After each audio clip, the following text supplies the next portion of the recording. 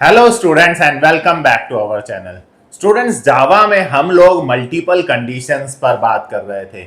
मेरा मतलब है कि जब हमारे पास एक से ज्यादा सिचुएशंस हो, एक से ज्यादा कंडीशंस हो, तो जस्ट लास्ट वीडियो में हम लोगों ने इफ एल्स को यूज करके इन मल्टीपल कंडीशंस को अपने प्रोग्राम में इंप्लीमेंट करना सीखा था।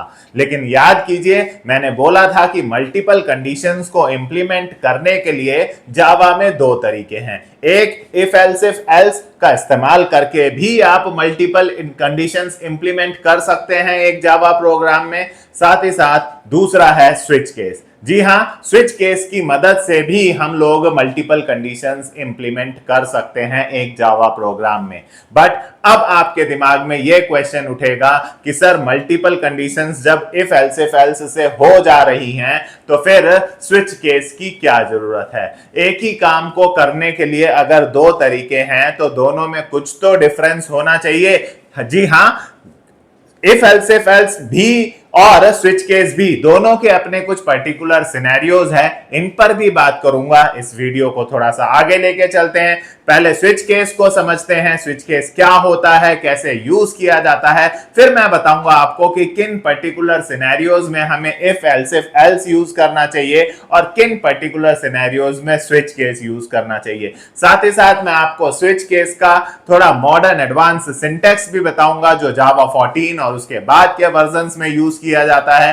पहले वाला वर्जन जो था वो C++ के वर्जन से बिल्कुल मैच होता हुआ था, बट जो मॉडर्न डेज में जावा 14 के बाद जो नया तरीका यूज किया गया स्विच केस में, उस पर भी बात करेंगे और दोनों की टेक्निक्स में इफ एल्स और स्विच केस में डिफरेंस भी देखेंगे। जानने की कोशिश करेंगे कि हम कैसे ये निर्णय लें, हम कैसे ये डिसाइड करें कि कब हम इफ एल्स लगाएं, कब हम स्विच केस लगाएं, क्योंकि दोनों ही मल्टीपल कंडीशंस को एक प्रोग्राम में इंप्लीमेंट करने के लिए यूज करते हैं। तो चलिए आइए स्टार्ट करते हैं स्विच केस को। पहले सिंटैक्स समझते हैं, कुछ बेसिक प्रोग्राम्स बनाते हैं और फिर लेकर चलेंगे इसे आगे की ओर। चलिए स्टार्ट करते हैं स्विच केस। तो स्टूडेंट्स, अगर हम स्विच केस की बात करें जावा में, तो इसका जो सिंटैक्स है वो अगर डेफिनेशन बोलेंगे तो मैं यहां पर भी यही कहूंगा कि it is used to implement multiple conditions in a program. Multiple conditions, जब आपके सामने एक से ज्यादा सिचुएशंस हो और उन सब सिचुएशंस में से कोई एक ही चलानी हो कि भाई ये भी हो सकता है, ये भी हो सकता है, ये भी हो सकता है, ये भी हो सकता है, बट होगा चारों में से कोई एक। मल्टीपल सिचुएशंस में से कोई एक ही चलानी हो, तब हम स्विच केस का इस्तेमाल करते हैं। सो ये भी मल्टीपल कंडीशंस को ही आपके प्रोग्राम में इंप्लीमेंट करने के लिए यूज किया जाता है, राइट? आइए इसको एक एग्जाम्पल से, इसका सिंटैक्स, इसको यूज करने का तरीका एक एग्जाम्पल से समझते हैं। तो हम एक प्रोग्राम बनाते हैं टू प्रिंट डेज। ये प्रोग्राम आपने मेरे से इफ एल्स में भी देखा, right? Corresponding to a number input by the user. User के द्वारा एक नंबर इनपुट किया जाएगा और उस नंबर के करस्पॉन्डिंग आपको डेज प्रिंट कराने हैं। 1 डालेगा तो संडे, 2 डालेगा तो मंडे, 3 डालेगा तो ट्यूसडे, ऐसे करके 7 तक आपको ले जाना है। तो सोचिए, हो गई 7 कंडीशंस, हुई 7। 1 पे संडे, 2 पे मंडे, 3 पे ट्यूसडे, 4 पे वेंसडे, 5 पे थर्सडे, 6 पे फ्राइडे, 7 पे सैटरडे। कितनी कंडीशंस हो गई? 7 कंडीशंस हो गई। जी हां, एक 8वीं भी सोचनी होगी कि अगर किसी यूजर ने गलती से 7 के बाद का कोई नंबर डाल दिया तो क्या प्रोग्राम बंद हो जाएगा? क्या प्रोग्राम गलत आउटपुट देगा? जी नहीं, हमें उस सिचुएशन को भी हैंडल करना है, क्योंकि हम प्रोग्रामर हैं। अगर यूजर से गलती से 7 से बड़ा नंबर डाल गया या जानबूझ के उसने 7 से बड़ा नंबर डाल दिया आपके प्रोग्राम को टेस्ट करने के लिए, तो आपको उस सिचुएशन से भी निपटना होगा। यानी 7 ये कंडीशंस तो है ही हैं, as well as 8th situation आपके पास है, उसको भी हैंडल करना है। यानी टोटल सिचुएशंस, टोटल कंडीशंस कितनी हुई हमारे पास? 8। 7 पॉजिटिव वाली, एक वर्स्ट वाली यानी नेगेटिव साइड। राइट, कि अगर यूजर ने गलत डाला तो क्या होगा। तो इन टोटल 8 कंडीशंस को मैं स्विच केस से इंप्लीमेंट करने की कोशिश करूंगा। तो जैसे कि हम लोग जावा के अपने प्रोग्राम में ऊपर इंपोर्ट करते हैं, सबसे पहले java.util.star, हालांकि हम स्कैनर लगाकर भी खाली स्टार की जगह स्कैनर क्लास का नाम भी लिख सकते हैं, बताया था आपको। चलिए एक क्लास बनाते हैं, क्लास का नाम रख लेते हैं डेज प्रॉग, राइट, डेज का प्रोग्राम है तो डेज प्रॉग ही रख लिया। फिर पब्लिक स्टैटिक वॉइड मेन जो हम लोग यूज करते आए हैं, इसका पूरा मीनिंग मैंने आपको अपनी प्रीवियस वीडियोस में एक एक वर्ड का मीनिंग आपको अपनी प्रीवियस वीडियोस में बताया है, राइट। चलिए अब हम यूजर से कहेंगे कि एक नंबर डालो। यूजर से इनपुट लेने के लिए सबसे पहले हमें स्कैनर क्लास का ऑब्जेक्ट बनाकर रखना होगा। मैंने कई बार बताया है कि इस स्कैनर क्लास के पास ही वो फंक्शंस हैं, वो मेथड्स हैं जिनकी मदद से हम यूजर से इनपुट लेंगे।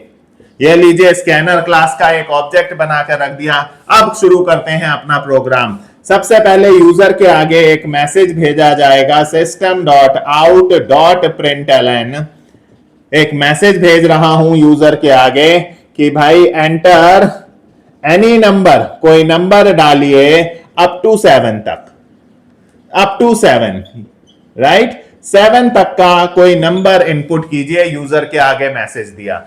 यूजर जो भी नंबर डालेगा डी नाम के वेरिएबल में, उसे नेक्स्ट इंट फंक्शन की मदद से, बताया था आपको इंटीजर इनपुट लेने के लिए नेक्स्ट इंट होता है, इस नेक्स्ट इंट फंक्शन की मदद से इस डी वेरिएबल में ले लिया। आइए अब मुझे इस डी को चेक करना है, मुझे इस डी को चेक करना है, राइट। तो देखिए स्विच केस कैसे लिखा जाता है। यहां लिखिए स्विच और स्विच के ब्रैकेट में अपने उस वेरिएबल को डाल दीजिए जिस वेरिएबल को आपको बार बार चेक करना है। जिसको चेक करना है वो वेरिएबल यहां लिख दीजिए। स्विच के ब्रैकेट में ये डी लिख दिया क्योंकि इस डी को मुझे मैच कराना है, चेक करना है। कैसे चेक करना है कि डी में 1 आया है तो संडे प्रिंट हो जाए, 2 आया है तो मंडे प्रिंट हो जाए, 3 आया है तो ट्यूसडे प्रिंट हो जाए, 4 आया है तो वेंसडे प्रिंट हो जाए। मुझे इस डी की टेस्टिंग करनी है कि आखिर इसमें आया क्या है। उसी के बेस पर मैं डिसीजन लूंगा कि मुझे प्रिंट क्या करना है।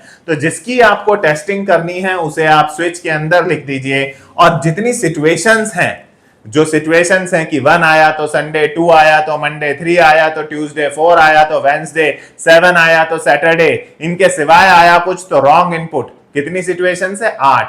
ये सिचुएशंस हम लोग आम भाषा में बोल रहे हैं, स्विच की भाषा में इन्हें केसेस कहा जाता है। तो टोटल कितने केस हैं हमारे पास? सिचुएशन मत बोलिए, केस बोलिए। कितने केस हुए हमारे पास? 8 केस हुए। तो देखिए कैसे लिखेंगे, एक एक केस आपको लिखना होगा।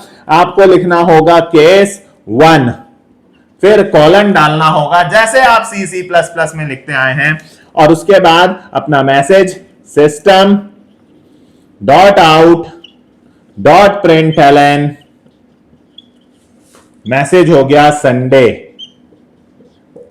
और उसके बाद आप चाहें तो नीचे ब्रेक लिख लें। लीजिए ब्रेक लिखना होगा ताकि केस 1 चल जाए तो उसके बाद वो बाकी के केसेस चेक ना करे। Case 2, case 3, case 4, case 5, case 6, इन सब को स्किप करके सीधे स्विच केस से बाहर आ जाए। इसलिए हर केस में आपको ब्रेक लिखना होगा। आप नीचे लिख सकते हैं, आप चाहें तो सेमीकोलन के बाद यहां भी लिख सकते हैं।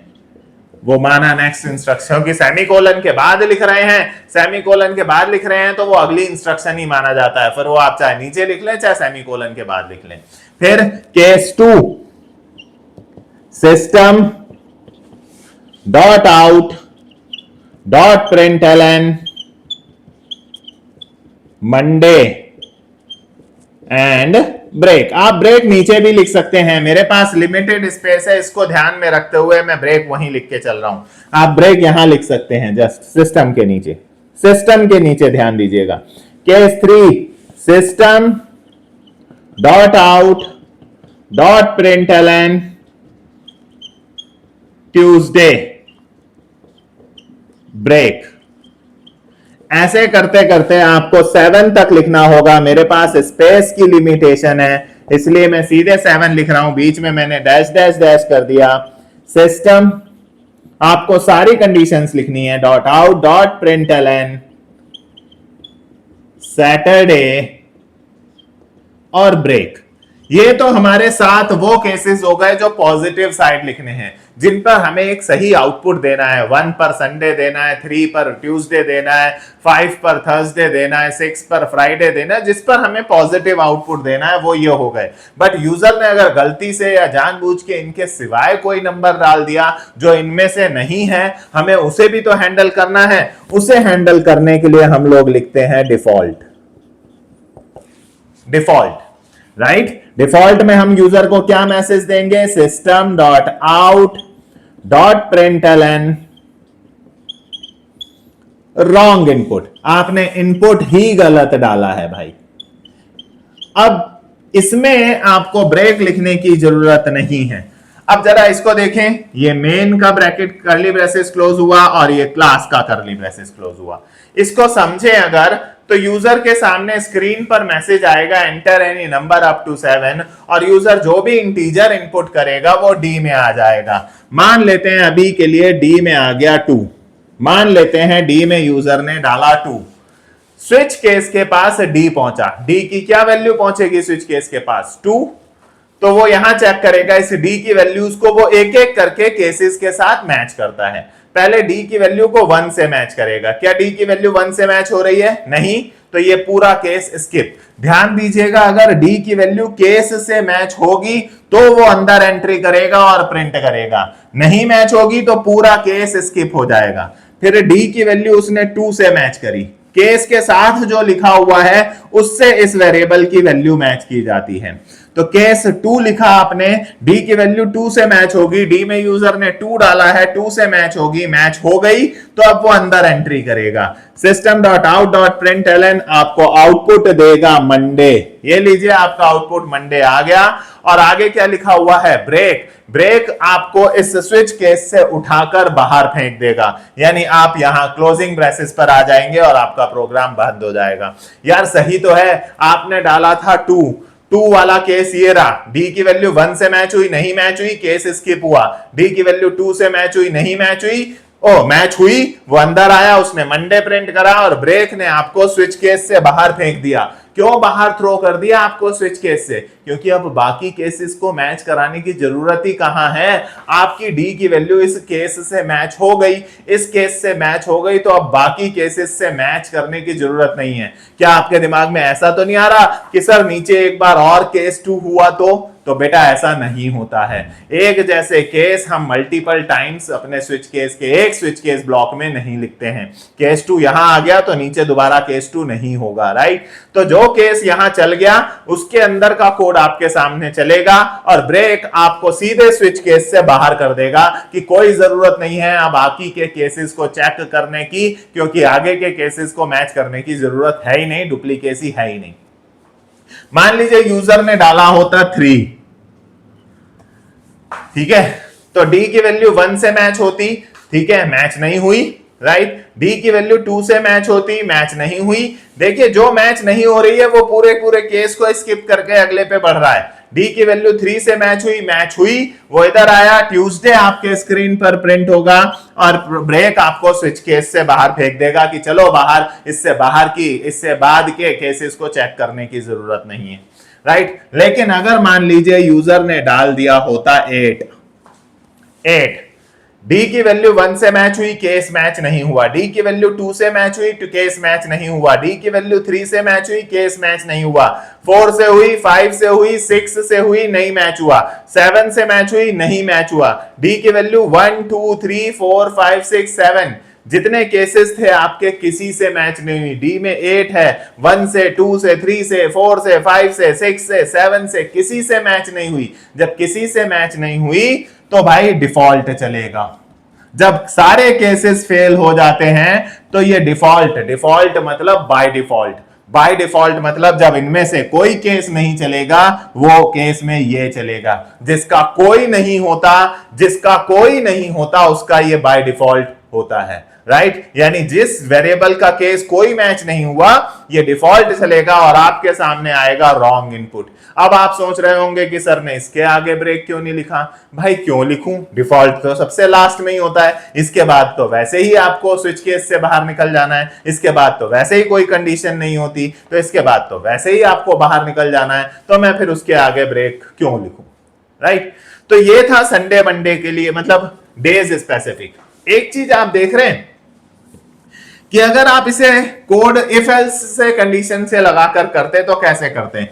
आप लिखते हैं यदि इफ डी में 1 आया हो तो संडे प्रिंट हो जाए, एल्स इफ डी में 2 आया हो तो मंडे प्रिंट हो जाए। आप ऐसे इस कोड को लिखते, कई सारे एल्सिफ लगा लगा के आप इस कोड को लिखते। डी में 1 आया हो तो संडे प्रिंट हो जाए, एल्सिफ डी में 2 आया हो तो मंडे प्रिंट हो जाए, एल्सिफ डी में 3 आया हो तो ट्यूसडे प्रिंट हो जाए, एल्सिफ डी में 4 आया हो तो वेंसडे प्रिंट हो जाए। कई सारे इफ लगा लगा के एल्सिफ लगा के इस कोड को कराते हैं। आपको नहीं लग रहा कि उससे ज्यादा थोड़ा सा क्लीन कोड है, ज्यादा अंडरस्टैंडेबल है, ज्यादा क्लीन कोड है? हालांकि मैं इस बिहाफ पर डिफरेंस करने को नहीं कह रहा हूं, लेकिन फिर भी अगर देखा जाए तो कई सारे इफ एल्सिफ लगा के पूरा कोड लिखने की बजाय ये एक clean form of code writing है, ज्यादा क्लीन कोड लिखा हुआ दिख रहा है।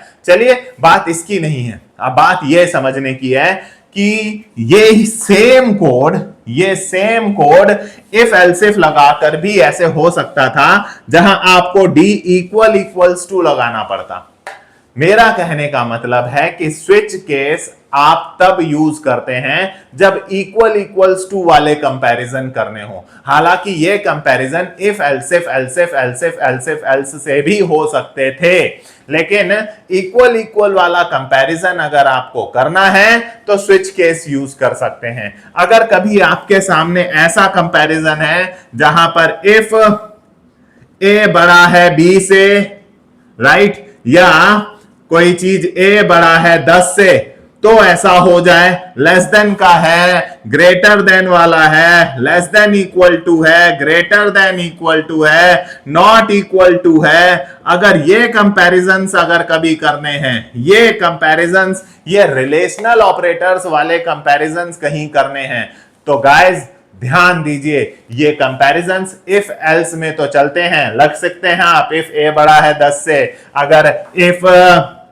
ए is greater than equals to 5, आप ये सब इफ में तो लिख सकते हैं, बट स्विच केस के अंदर less than, greater than, less than equal to, greater than equal to, not equal to, इस तरह के कंपैरिजंस नहीं किए जाते हैं। Switch case is only for comparisons like this. ये सिर्फ इस तरह के कंपैरिजंस करता है, इक्वल्स वाले कंपैरिजन करता है कि क्या डी 1 के इक्वल है, क्या डी 2 के इक्वल है, क्या डी 3 के इक्वल है, क्या डी 4 के इक्वल है, क्या डी 5 के इक्वल है। सिर्फ इक्वल्स वाले कंपैरिजन करता है। पहली बात, दोनों में डिफरेंस पहला कि वहां आप less than, greater than, less than equal to, greater than equal to, equals to, वहां पर आप इक्वल्स वाले भी, ये वाले कंपैरिजंस भी कर सकते हैं, नो डाउट, राइट। तो वहां तो आप हर जैसा आपके दिमाग में है उस तरह का कंपैरिजन आप इफ एल्स में कर सकते हैं। बट स्विच केस सिर्फ मैचिंग वाले, नॉट लेस, कोई लेस देन वाले नहीं। आप ये सोचे कि क्या डी 1 से बड़ा है, डी 2 से बड़ा है, डी 3 से बड़ा है, कम ऑन, ऐसा नहीं हो सकता। ये सिर्फ मैच करेगा, क्या डी की वैल्यू 1 से मैच हो रही है, यानी सिर्फ इस तरह के मैचिंग वाले कंपैरिजन से स्विच केस में होते हैं। The first difference. Second difference is कि अगर कहीं आपको एक साथ दो कंडीशंस लगानी हो, जैसे अगर ए बड़ा है बी से एंड ए बड़ा है सी से, मल्टीपल कंडीशंस एक साथ लगानी हो, एंड का सिंबल लगाकर आपने एक कंडीशन, दो कंडीशन एक साथ लिखनी हो, राइट। आपको कहीं लिखना हो इफ एन में 2 आया हो या एन में 3 आया हो, ये देखिए मल्टीपल कंडीशंस एक साथ लिखनी हो, एंड या और लगाकर एक साथ दो सिचुएशंस लिखनी हो, एंड यूज करके और यूज करके, तो गाइस ये एंड यूज करके और यूज करके जो ये मल्टीपल कंडीशंस आप एक साथ चेक कर रहे हैं, ये मल्टीपल कंडीशंस एक साथ यूजिंग एंड और स्विच केस में नहीं की जा सकती। स्विच केस में नहीं की जा सकती ऐसे दो दो कंपैरिजन एक साथ, वो तो एक बार में एक वेरिएबल, एक बार में एक वैल्यू मैच करेगा, एक बार में एक वैल्यू। एक साथ दो दो मैच करना चाहो एंड लगा के और लगा के तो स्विच केस नहीं करेगा। 10 सेकंड डिफरेंस, राइट। तो आपको लग रहा होगा कि भाई सब कुछ इफ एल्स इफ कर लेता है तो हम स्विच केस यूज क्यों करें भाई, क्यों करें स्विच केस यूज। तो सही बात है, सब कुछ इफ एल्स तो सब कुछ कर सकता है, नो डाउट। इफ एल्स हर तरह के कंपैरिजंस कर सकता है, हर तरह का मल्टीपल कंडीशन, 2 क्या 3 क्या 4 क्या 5 क्या कितनी कंडीशंस आप एक साथ एंड और लगा के चेक करवा सकते हैं इफ एल्स से, no doubt. If else is much better. लेकिन अगर आपको अपना कोड थोड़ा क्लीन रखना हो, या कई जब आप मेन्यू वाले प्रोग्राम बनाएंगे, जब यूजर के सामने हम मेन्यूज रखेंगे कि भाई 1 दबाओ तो ऐसा हो, 2 दबाओ तो ये काम हो जाए, 3 दबाओ तो ये काम हो जाए, मेन्यूज वाले प्रोग्राम्स होंगे जहां हम यूजर्स को सामने रखेंगे, वहां हम स्विच केस यूज करेंगे। बट ज्यादातर केसेस में भाई हम प्रेफर इफ एल्स ही करते हैं to make the code cleaner और to implement menu driven programs. Menus वाले प्रोग्राम्स में हम स्विच केस यूज कर सकते हैं, नो डाउट। बट क्यों? क्योंकि स्विच केस सिर्फ और सिर्फ इक्वल टू यानी मैचिंग वाले ही कंपैरिजंस करता है और कोई कंपैरिजंस नहीं करता। वो एंड और लगा के मल्टीपल कंडीशंस एक साथ चेक नहीं कर सकता। So if else is better than switch case, no doubt. But to make to keep the code cleaner, right, more understandable, clean code, साफ साफ समझ में आने वाला कोड लिखना चाहते हैं, मोर अंडरस्टैंडेबल लिखना चाहते हैं, मेन्यूज के जब बड़े बड़े मेन्यूज वाले प्रोग्राम्स लिखते हैं तो उसमें भाई अपनी समझ के लिए क्लीन कोड लिखना चाहते हैं, then you can prefer switch case, right.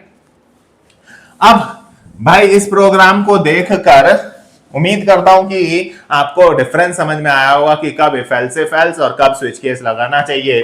हालांकि ये एक सिंटैक्स है जो कम ही केसेस में हम लोग यूज करते हैं, मतलब अगर मल्टीपल कंडीशंस की बात करो तो 90% मामलों में, 95% मामलों में हम इफ एल्स ही यूज करते हैं, बाकी 5% केसेस में ही हम लोग स्विच केस यूज करते हैं, राइट, क्योंकि वो सब कर देता है। आइए अब अगर मैं आपसे बोलूं कि भाई मंथ प्रिंट कराने हैं मुझे यूजर 12 तक का कोई नंबर डालेगा, यूजर 12 तक का कोई नंबर डालेगा, enter any number up to 12 तक का कोई नंबर डालेगा और आपको 1 डाले तो जनवरी, 2 डाले तो फरवरी, 3 डाले तो मार्च, 4 डाले तो अप्रैल, 12 डाले तो दिसंबर, और इसके सिवाय कोई नंबर डाले तो इनवैलिड इनपुट या रॉन्ग इनपुट का मैसेज। कितनी कंडीशंस हो गई, कितनी हो गई? ये हो गई 13 कंडीशंस, 12 तो वैलिड और एक इनवैलिड यानी डिफॉल्ट वाली।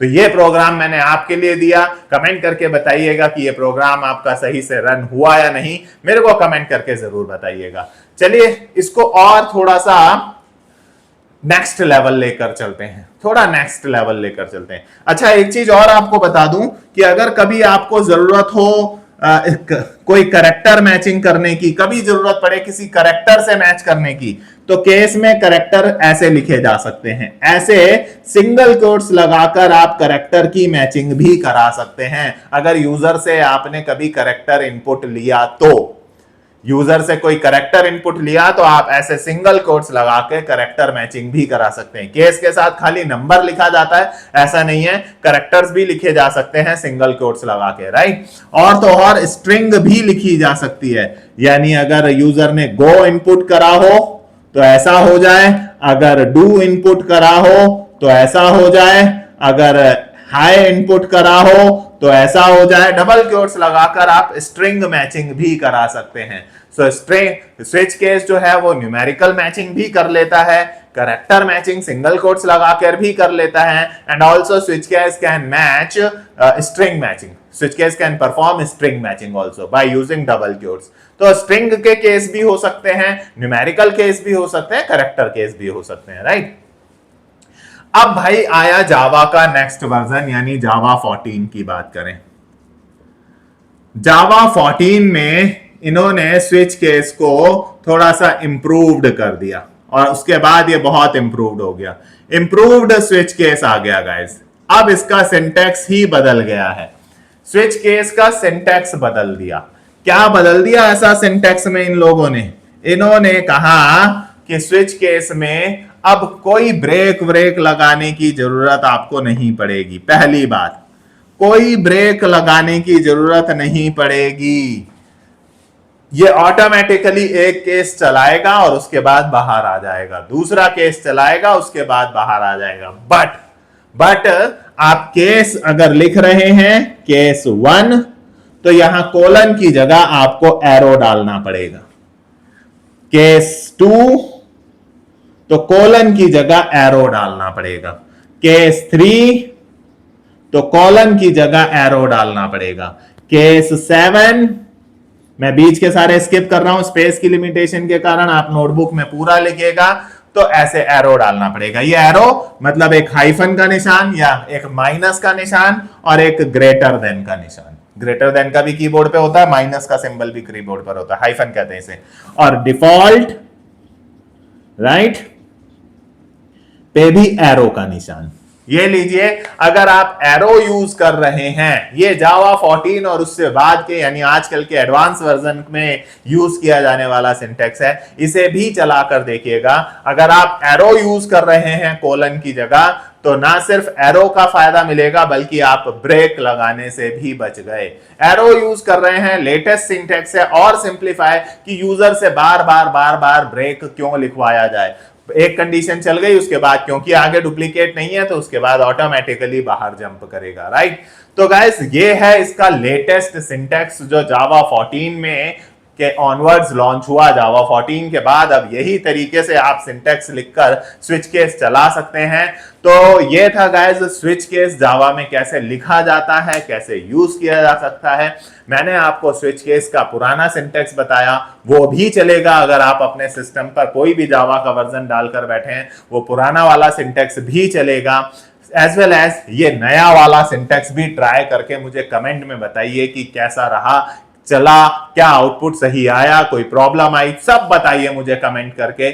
साथ ही साथ मैंने आज की वीडियो में आपको बताया कि कब हमें इफ एल्स का यूज करके मल्टीपल कंडीशंस यूज करनी चाहिए और कब हमें स्विच केस यूज करना चाहिए। आई होप ये नया सिंटेक्स आप यूज करके देखेंगे और कमेंट करके मुझे जरूर बताएंगे। तो ये था गाइस स्विच केस। आज की वीडियो में इतना ही। अगर आपको वीडियो पसंद आई हो तो हमारी वीडियो को लाइक करें, अपने फ्रेंड्स के साथ शेयर करें और जरूर हमारे चैनल को सब्सक्राइब कीजिए। Thank you for watching.